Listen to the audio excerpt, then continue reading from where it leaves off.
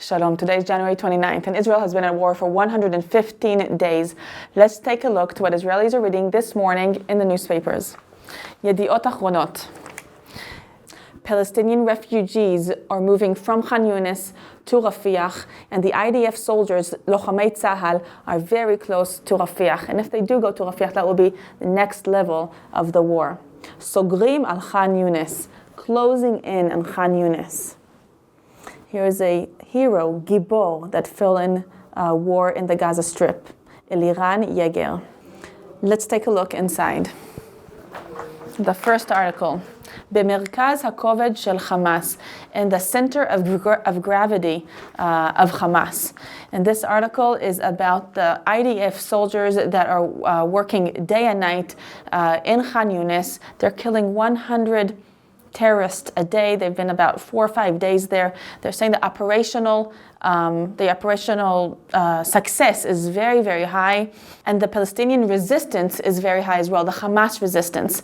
The Israeli military is thinking that Sinwar and other leaders of Hamas are down underground. That's why the resistance is so high. Terrorists are coming out of their hiding places and just fighting face-to-face and fierce battles. And alongside the Israeli military in the south part of the Gaza Strip, masses of civilians in Gaza are leaving Khan Yunis.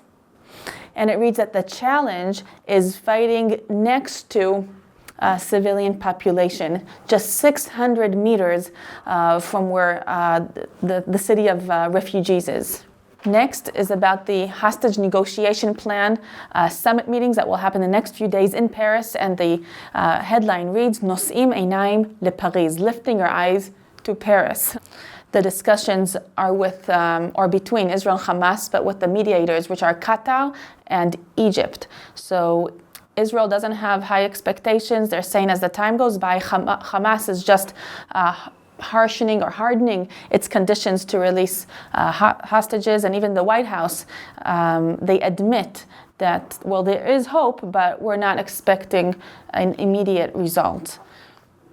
The dispute is about Hamas's demand to stop completely the war, to completely cease fire, and also to release tens of thousands of terrorists that are held in prisons in Israel that were taken throughout the years, that were arrested throughout the years. Down here, Ot HaChaim, sign of life, and the psychological warfare. The hostage families are very happy because they haven't seen a sign of life since October 7th, since they were kidnapped by Hamas. So seeing a video of them and a sign of life is actually a relief to the families. But they're saying, Ro'im et hakoshi, we see the difficulty, the eyes, ha'inaim, say it all. So the families of the hostages are really hoping for some sort of deal. They're asking Israel to do anything and everything they can. The sadness and pain of these families are very, very understandable. But does the government need to operate according to their pain and sadness? The next article is about the Hag, and it reads, the day after the Hag, there's a sense of relief in Jerusalem. And this is because Israel was expecting or was concerned that the Hague, the International Court of Justice, would demand Israel to completely stop the war in Gaza, but that did not happen. So the concern is no longer there, and Israel feels a sense of victory. But for Hamas, it says this is a big hit because the terrorist organization was hoping that UN will stop the war, and there are some just measures. 6 measures that the UN court is demanding from Israel. And these measures are very, very reasonable. Israel has already been acting accordingly, so it's not a big deal. So Israel is relieved, and they're preparing for the near future. Now, I read CNN this morning, and they're saying that Israel feels a loss in this court. That's why it's so important that you're watching this video and you're seeing what the Israelis are reading and what's the true sense in Israel, because this is completely contrary to what's on CNN and perhaps on other foreign media websites. The next headline is about the meaning behind the Hague verdict. There's a concern, chashash, that this saga will just become a long diplomatic saga, because even though Israel is satisfied with the verdict in the Hague, the legal system in Israel is concerned because they're worried of the reputation, the damage of the reputation of Israel worldwide. They're concerned that more European countries will try to stop Israel, and they're saying that the top UN court based their verdict on UNRWA documents, not researching themselves, not asking experts. So they're worried if Israel would be accused again, the UN again will be relying on UNRWA documents, and it's not very promising to Israel. Next is about Eliran Yeager that fell in battle, and he is a father of Eitan and Gili. Here is Eitan and Gili and his wife, Reaya.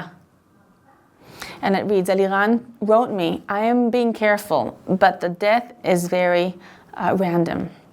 And he was planning, it reads that he was waiting to go back to practice for the Ironman, but he had fallen in battle. So may his memory be blessed.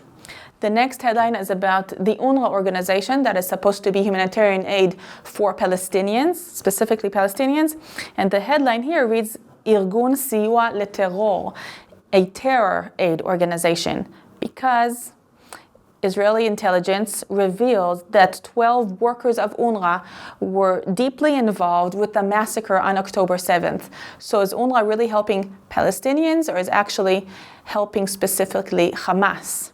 And a long list of countries are announcing that they're stopping their funding for the time being.